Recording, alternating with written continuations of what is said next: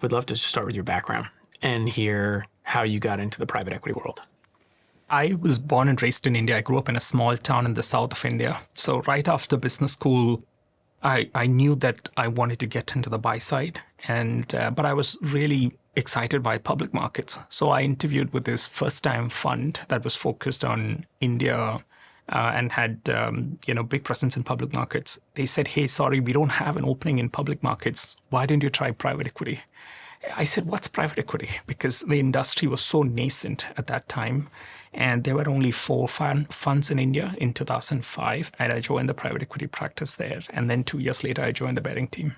What was different about what you maybe thought private equity was going in and when you actually started investing in private equity?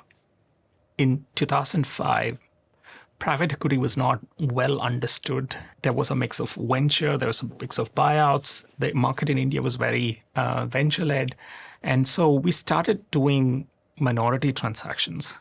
And we felt that to be true fiduciaries of our investors' capital, we needed to have better control of underwrite and better control of the exit timing. So we then started doing buyouts. And that was a big transition that happened. How much of a mindset shift is that from both the perspective of how you work with a company, but also from the perspective of, are there benefits to being a minority investor and then learning how to become a majority or control investor?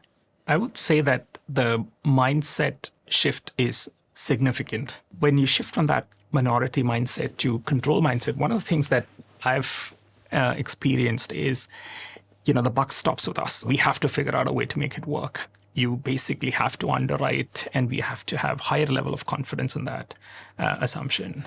It's interesting, though, because I think this is heritage from BPEA as well as EQT, which is this element of really partnering with the business. So yes, when you're a control investor, you have the ability to control the destiny of the business in a way that you don't as a minority investor. But it does feel like there's some elements of being a minority investor that has helped influence how BPEA and EQT both thought about how to partner with operators and founders. Yes, definitely. In Asia, the market was minority, especially in the growthier economies. And it was buyout in some of the more mature economies, right? And so within our fund in Asia, we had both mature and minority investing. And I think both parts of our firm benefited from that. And I would say that attracting and retaining management talent is really a big part of a success as a buyout firm.